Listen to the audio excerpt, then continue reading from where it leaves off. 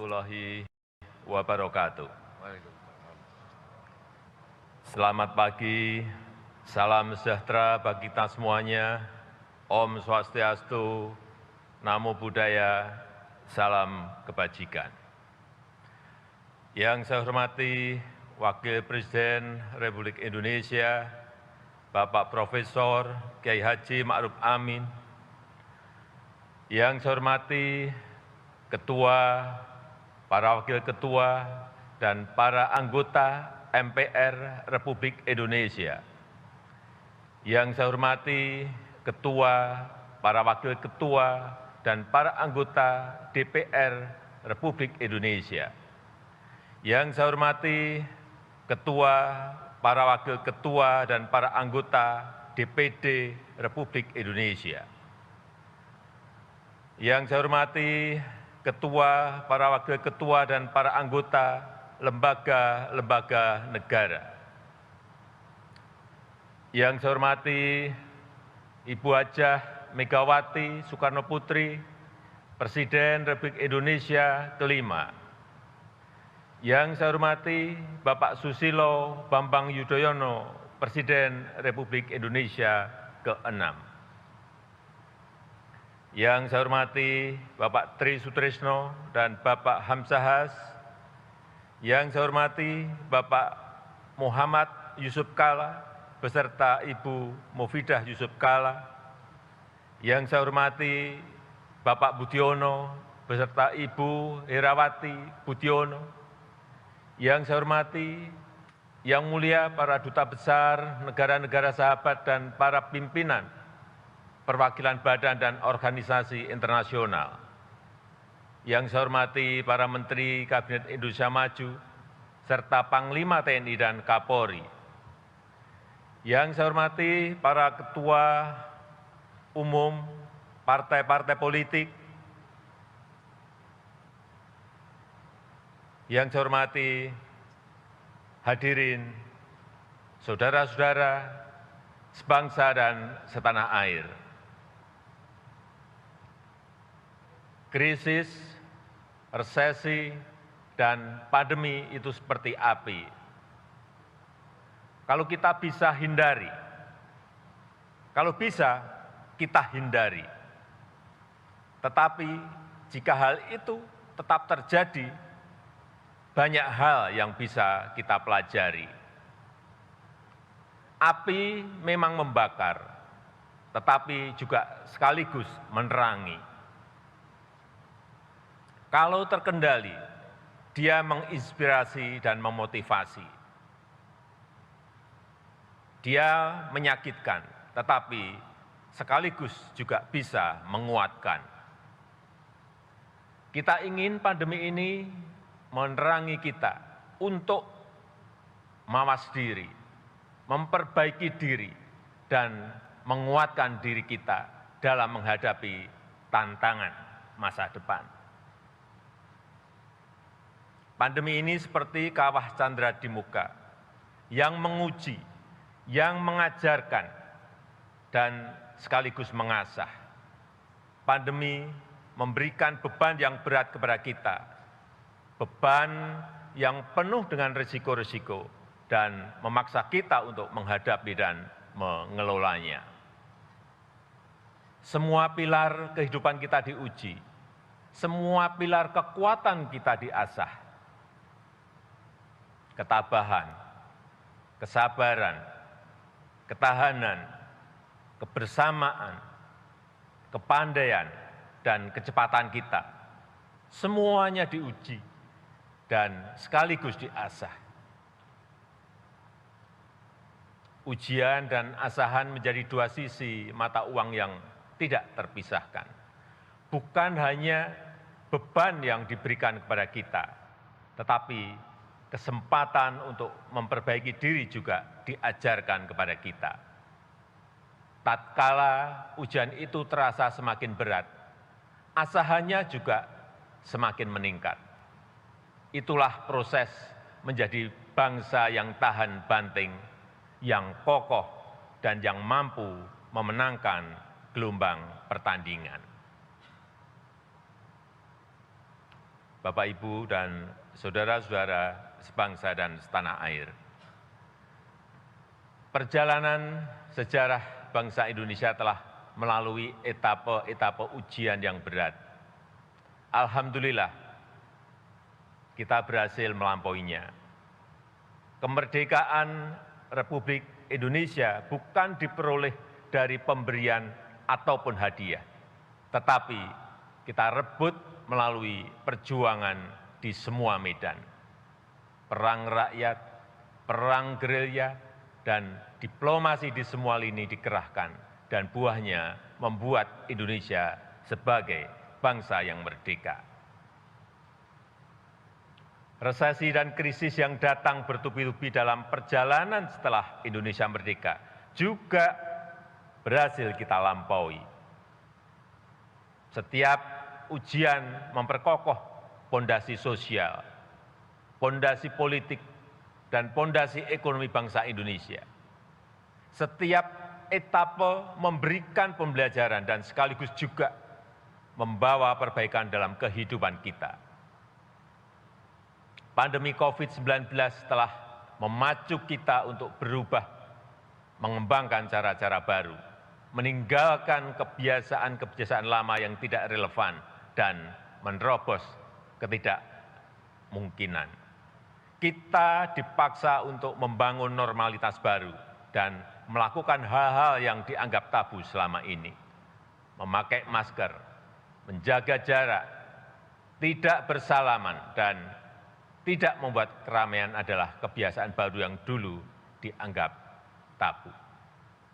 Bekerja dari rumah, belajar daring, pendidikan jarak jauh, serta rapat dan sidang secara daring telah menjadi kebiasaan baru yang dulu kita lakukan dengan ragu-ragu. Di tengah dunia yang penuh disrupsi sekarang ini, karakter berani untuk berubah, berani untuk mengubah, dan berani untuk mengkreasi hal-hal baru merupakan fondasi untuk membangun Indonesia maju. Kita telah berusaha bermigrasi ke cara-cara baru di era revolusi industri 4.0 ini, agar bisa bekerja lebih efektif, lebih efisien, dan lebih produktif. Adanya pandemi COVID-19 sekarang ini, akselerasi inovasi semakin menyatu dalam keseharian kehidupan kita. Bapak, Ibu, dan saudara-saudara yang saya hormati, selama 1,5 tahun diterpa pandemi telah terjadi penguatan yang signifikan dalam perilaku dan infrastruktur kesehatan kita, dan sekaligus penguatan kelembagaan nasional kita. Kesadaran, partisipasi, dan kegotong royongan masyarakat menguat luar biasa. Kelembagaan pemerintah lintas sektor dan lintas lembaga negara serta antara pusat dan daerah sampai dengan desa juga mengalami konsolidasi. Hal ini membuat kapasitas sektor kesehatan meningkat pesat dan semakin mampu menghadapi ketidakpastian yang tinggi dalam pandemi. Dari sisi masyarakat, kesadaran terhadap kesehatan semakin tinggi. Kebiasaan mencuci tangan, memakai masker, dan menjaga jarak telah menjadi kesadaran baru. Gaya hidup sehat, menjaga kebersihan lingkungan, berolahraga, dan mengkonsumsi makanan yang bernutrisi terasa semakin membudaya. Hal ini merupakan modal besar untuk menuju masyarakat yang lebih sehat dan dalam pengembangan SDM yang berkualitas. Kesadaran dan antusiasme masyarakat untuk divaksin, memperoleh layanan kesehatan, memperoleh pengobatan, serta saling peduli untuk yang semakin tinggi. Pandemi telah mengajarkan bahwa kesehatan adalah agenda bersama. Pandemi telah menguatkan institusi sosial di masyarakat dan semakin memperkuat modal sosial kita. Jika ingin sehat, warga yang lain juga harus sehat. Jika ada seseorang yang tertular COVID-19, maka hal ini akan membawa resiko bagi yang lainnya. Penyakit adalah masalah bersama dan menjadi sehat adalah agenda kita bersama. Kapasitas kelembagaan negara dalam merespon pandemi juga semakin terkonsolidasi dan bekerja semakin responsif. Kita tahu bahwa pandemi harus ditangani secara cepat dan terkonsolidasi dengan merujuk kepada data, ilmu pengetahuan, dan teknologi. Kita juga paham bahwa praktek demokrasi, akuntabilitas, dan tata kelola yang baik harus dijunjung tinggi. Kerjasama antar lembaga serta kepemimpinan yang responsif dan konsolidatif menjadi kunci dalam menangani pandemi. Sejak awal pandemi, lembaga legislatif dan lembaga pemeriksa memberikan dukungan kepada pemerintah untuk cepat mengkonsolidasikan kekuatan fiskal. TNI, Polri, dan birokrasi dari tingkat nasional sampai ke tingkat desa terus bahu-membahu dalam melakukan pendisiplinan protokol kesehatan, 3T, termasuk vaksinasi dan penyiapan fasilitas isolasi terpusat. Hampir semua Forkompinda bergerak terpadu dalam mengatasi permasalahan kesehatan dan perekonomian. Manajemen lapangan dalam testing, tracing, dan treatment, serta vaksinasi telah mengasah kepemimpinan di semua level pemerintahan. Saya yakin kapasitas respon kita dalam menghadapi ketidakpastian di bidang kesehatan dan di bidang-bidang lain juga semakin baik dan semakin kokoh. Penyediaan layanan kesehatan oleh pemerintah maupun swasta juga mengalami peningkatan yang menggembirakan. Teman-teman kita dari isoman ke isoter. Layanan dan Malang Raya juga telah membuat progres dalam konteks ini. Bertambah cukup signifikan. Terkait indikator kematian, saya perlu tegaskan bahwa kita, saya ulangi, terkait indikator kematian, saya perlu tegaskan bahwa kita tidak mengeluarkan indikator kematian secara permanen dalam evaluasi level PPKM di Jawa dan Bali. Sama sekali tidak. Kami sedang mengharmonisasi data ini atau cleansing data ini, sehingga kita harapkan dalam minggu depan itu akan bisa kita umumkan kembali. Indikator ini dikeluarkan sementara, indikator kematian, sejak minggu lalu untuk dilakukan perbaikan-perbaikan terutama dalam hal pelaporan, sehingga akurasi bisa lebih baik. Saya mau ambil contoh satu pada hadirin, pada Bapak Ibu sekalian. Pada tanggal 10 Agustus 2021, ada satu kota yang angka kematiannya melonjak berlipat-lipat kali, di mana ternyata angka kematian tersebut 77% berasal dari periode Juli dan bulan-bulan sebelumnya. Kasus seperti ini banyak kita temukan di kabupaten lain. Namun dalam 1-2 minggu ke depan, perbaikan data dan pelaporan ini selesai sehingga indikator kematian akan masuk kembali dalam asesmen level PPKM. Pemerintah pusat juga mendorong kepada pemerintah daerah untuk segera membuat pusat-pusat isolasi ibu hamil. Karena ini sangat penting dan kami lihat kemarin di Batu sudah jalan. Proses prioritas vaksinasi kepada ibu hamil dan penyediaan fasilitas rumah sakit rujukan bagi ibu hamil yang terkonfirmasi positif untuk menekan angka kematian pada ibu hamil. Perlu saya sampaikan juga bahwa mobilitas masyarakat dan ada anak coba ini orang melakukan screening terlibat dengan digitalisasi si peduli lindungi. Walaupun kita sangat BPM level akan meningkatkan kapasitas tempat ibadah menjadi 15 ini baru saja saya perhatian juga sama dengan penerapan protokol kesehatan yang baik. Teman-teman media dan seluruh masyarakat Indonesia yang saya cintai, saya banyak memperoleh pertanyaan apakah PPKM akan dilanjutkan atau dihentikan. Saya ingin infrastruktur yang memurahkan logistik untuk membangun dari pinggiran dan mempersatukan Indonesia terus diupayakan. reformasi struktural dalam rangka memperkuat pembangunan ekonomi dan channel ini baru saja saya buat tanggal 17 Desember 2020. Sebenarnya sudah ada satu video tapi sudah saya hapus karena cuma saat menambahkan subscriber. Kali ini saya akan tunjukkan cara saya mendapatkan dari 0 sampai 1000 subscriber di channel yang baru bergabung kali dalam mengambil keputusan.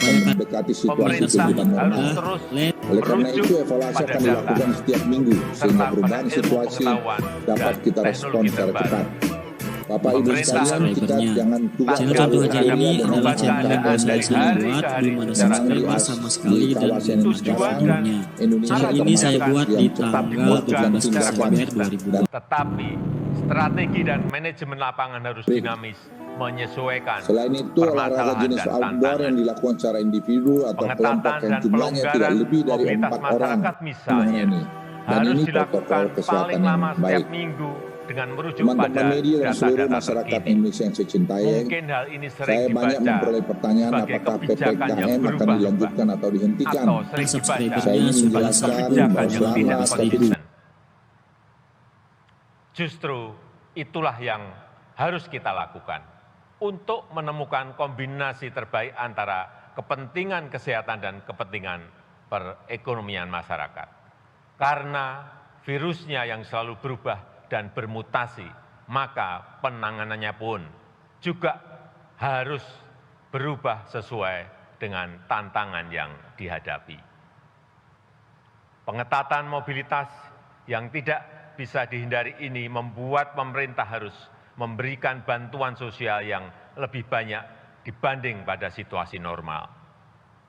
Program Keluarga Harapan PKH, kartu sembako, diskon listrik, subsidi gaji, bantuan produktif usaha mikro, bantuan sosial tunai, BLT dana desa, dan program kartu prakerja juga terus ditingkatkan.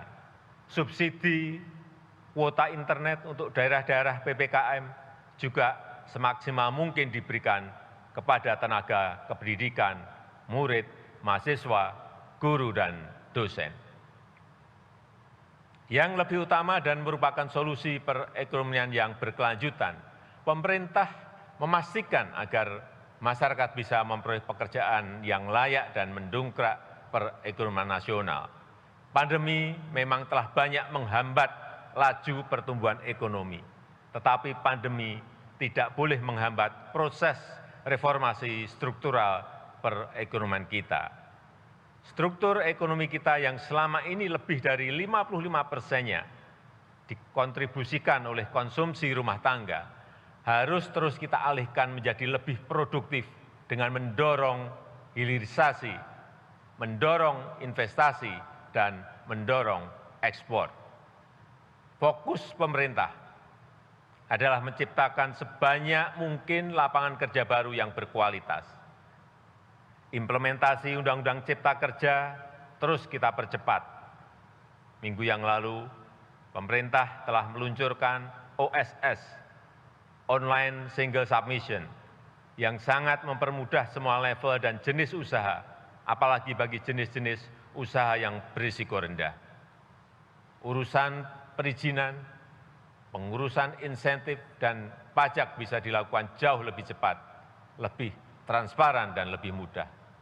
Kesempatan ini harus dimanfaatkan oleh pelaku UMKM untuk mengembangkan usahanya.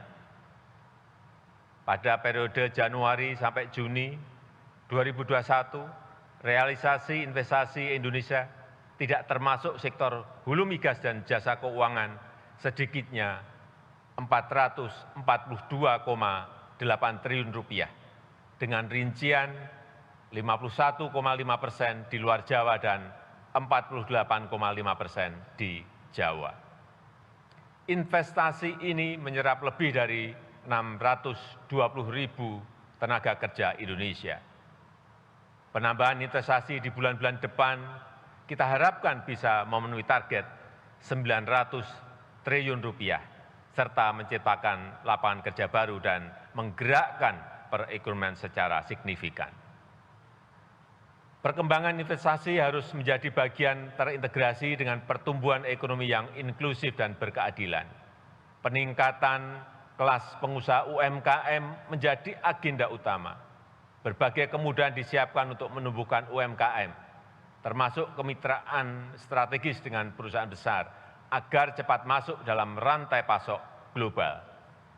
Hal ini diharapkan dapat meningkatkan daya saing produk UMKM serta meningkatkan pemerataan dan kemandirian ekonomi masyarakat. Ekosistem investasi dan kolaborasi di dunia usaha ini juga dimaksudkan untuk memperkuat perkembangan ekonomi berbasis inovasi dan teknologi, khususnya ke arah ekonomi hijau, green economy dan ekonomi biru, blue economy yang berkelanjutan. Perkembangan sektor pangan terus kita upayakan untuk membangun kemandirian pangan, transformasi menuju energi baru terbarukan, serta akselerasi ekonomi berbasis teknologi hijau akan menjadi perubahan penting dalam ekonomi kita. Konsolidasi kekuatan riset nasional terus diupayakan agar sejalan dengan agenda pembangunan nasional. Sinergi dunia pendidikan dengan industri dan pengembangan kewirausahaan terus dipercepat melalui program Merdeka Belajar. Hal ini diharapkan mengakselerasi kualitas SDM nasional sekaligus meningkatkan daya saing industri dan produk dalam negeri. Perluasan akses pasar bagi produk-produk dalam negeri menjadi perhatian serius pemerintah. Program Bangga Buatan Indonesia terus kita gencarkan sembari meningkatkan daya saing produk lokal dalam kompetisi global. Pemerintah terus mendorong pengembangan ekosistem ekonomi digital untuk meningkatkan produktivitas masyarakat. Digitalisasi UMKM yang masuk ke aplikasi perdagangan elektronik, e-commerce, dan lokapasar jumlahnya terus bertambah. Sampai Agustus tahun ini, sudah lebih dari 14 juta UMKM atau 22% dari total UMKM yang sudah bergabung dengan aplikasi perdagangan elektronik e-commerce. Partisipasi dalam ekonomi digital ini sangat penting karena potensinya yang sangat besar dan mempermudah UMKM untuk masuk ke rantai pasok global. Tahun 2020 nilai transaksi perdagangan digital Indonesia mencapai lebih dari 253 triliun rupiah. Nilai ini diperkirakan akan meningkat menjadi 330,7 triliun rupiah di tahun 2021. Bapak, Ibu, dan saudara-saudara sebangsa dan setanah air, pandemi COVID-19 juga memberikan hikmah kepada bangsa Indonesia bahwa krisis menuntut konsolidasi kekuatan negara untuk melayani rakyat, meningkatkan kesejahteraan masyarakat, dan meraih Indonesia maju yang kita cita-citakan. Dukungan semua pihak, utamanya lembaga-lembaga negara, menempati posisi sentral. Kerja cerdas dan sinergitas antar lembaga negara menjadi salah satu kunci utama untuk bisa gesit merespon perubahan yang terjadi di masa mendatang. Keseimbangan dan saling kontrol antar lembaga negara sangatlah penting dalam sistem ketatanegaraan kita. Tetapi kerjasama, sinergi, serta kerelaan untuk berbagi beban dan tanggung jawab justru lebih utama dalam menghadapi pandemi ini. Saya mengucapkan terima kasih yang sebesar-besarnya kepada lembaga-lembaga negara, juga kepada Bank Indonesia, Otoritas Jasa Keuangan, Lembaga Penjamin Simpanan, Komisi Pemberantasan Korupsi, dan Ombudsman Republik Indonesia, termasuk Komisi Pemilihan Umum dan Badan Pengawas Pemilihan Umum atas dukungannya yang konsisten dan produktif selama ini. Saya mengapresiasi para anggota MPR RI dengan program 4 pilarnya yang terus konsisten memperkokoh ideologi Pancasila, Undang-Undang Dasar 1945, NKRI, dan Bhinneka Tunggal Ika. Agenda MPR untuk mengkaji substansi dan bentuk hukum pokok-pokok haluan negara juga perlu diapresiasi untuk melandasi pembangunan Indonesia yang berkelanjutan lintas kepemimpinan. Menghadapi pandemi yang membutuhkan penanganan yang luar biasa, DPR RI bersama pemerintah juga telah bekerja keras dan bersinergi untuk membangun fondasi hukum bagi penanganan COVID-19. Selain penanganan masalah kesehatan, DPR bersama pemerintah berhasil menyelesaikan Undang-Undang Cipta Kerja yang merupakan Omnibus Law pertama di Indonesia yang menjadi pilar utama reformasi struktural di negara kita. Selain itu, dengan berbagai macam inovasi, DPR terus melakukan penjaringan aspirasi masyarakat dan menjalankan pengawasan terhadap pelaksanaan program-program pemerintah. DPD RI juga terlibat aktif dalam pembahasan rancangan undang-undang, termasuk terkait dengan kebijakan anggaran, serta melakukan pengawasan, utamanya terhadap pelayanan publik dan pelaksanaan undang-undang tentang desa. Peran ini memberikan kontribusi dalam ketepatan penanganan pandemi dan sekaligus dalam perbaikan kelembagaan pemerintah daerah ke depan. Di tengah kebutuhan pemerintah untuk bertindak cepat menyelamatkan masyarakat dari pandemi, peran pemeriksaan yang dilakukan oleh BPK RI juga telah dilakukan beberapa penyesuaian.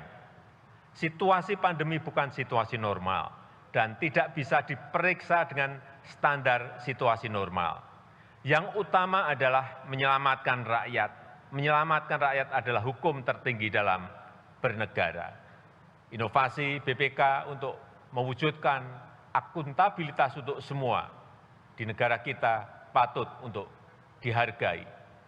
Saya mengapresiasi upaya-upaya BPK untuk memberikan informasi temuan pemeriksaan agar ditindaklanjuti oleh pemerintah, baik di pusat maupun di daerah. Walaupun di era pandemi, kecepatan kerja dalam pelayanan peradilan juga tidak bisa ditunda, bahkan harus dipercepat. Proses administrasi dan persidangan perkara di Mahkamah Agung secara elektronik telah mampu mempercepat penanganan perkara. Bahkan dengan adanya aplikasi peradilan elektronik e-court telah mempermudah dan meningkatkan jumlah perkara yang dibawa ke pengadilan. Demikian pula halnya dengan Mahkamah Konstitusi yang juga menggelar persidangan melalui daring. Munculnya banyak permohonan keadilan yang terkait dengan undang-undang dan juga perkara pilkada telah membuat MK mampu menyelesaikan perkara tepat waktu. Keberadaan sistem peradilan berbasis elektronik telah memfasilitasi terselenggaranya layanan publik secara cepat, transparan, dan akuntabel. Komisi Yudisial juga harus tetap produktif di era pandemi, baik dalam seleksi calon hakim agung, menangani laporan masyarakat, pemantauan perkara persidangan, serta pelanggaran kode etik hakim. Dengan kerja keras dan inovasi yang dilakukan, KAY telah berhasil meningkatkan kinerjanya di tengah pandemi COVID-19 ini. Bapak, Ibu, dan saudara-saudara sekalian yang saya hormati, pandemi telah mengingatkan kepada kita untuk peduli kepada sesama. Penyakit yang diderita oleh seseorang akan menjadi penyakit bagi semuanya. Penyelesaian pribadi tidak akan pernah menjadi solusi. Penyelesaian bersama menjadi satu-satunya cara. Dengan budaya yang selalu saling peduli dan saling berbagi, masalah yang berat ini bisa lebih mudah diselesaikan. Mari kita pegang teguh nilai-nilai toleransi, Bhinneka Tunggal Ika, gotong royong, dan Pancasila dalam bermasyarakat, berbangsa, dan bernegara. Kita lewati ujian pandemi dan ujian-ujian lain setelah ini dengan usaha yang teguh, disertai dengan doa pengharapan yang tulus. Kita jaga kesehatan kita, disiplin diri dalam protokol kesehatan, serta saling menjaga dan saling membantu. Tidak ada orang yang bisa aman dari ancaman COVID-19 selama masih ada yang menderitanya. Saya menyadari adanya kepenatan, kejenuhan, kelelahan, kesedihan, dan kesusahan selama pandemi COVID-19 ini. Saya juga menyadari begitu banyak kritikan kepada pemerintah, terutama terhadap hal-hal yang belum bisa kita selesaikan.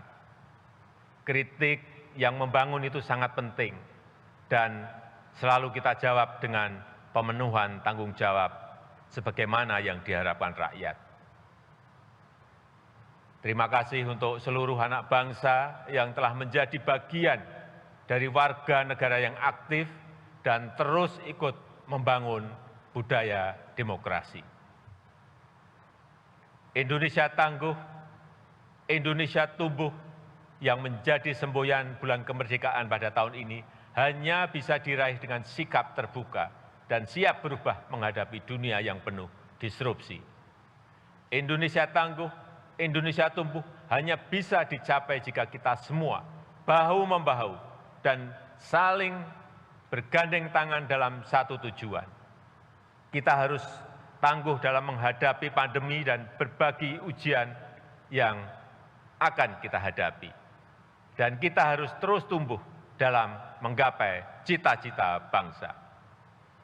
Semoga Allah SWT, Tuhan yang Maha Kuasa, senantiasa meridhoi dan mempermudah upaya bangsa Indonesia dalam meraih Indonesia maju yang kita cita-citakan. Dirgahayu Republik Indonesia, Dirgahayu Negeri Pancasila, Merdeka!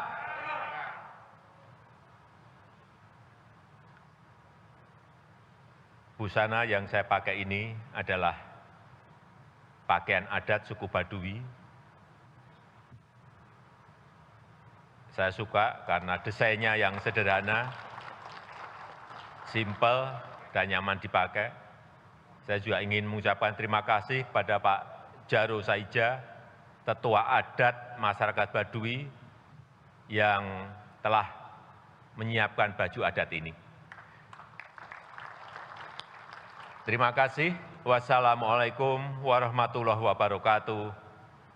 Om Santi Santi Santi Om. Namo Buddhaya. Salam kebajikan.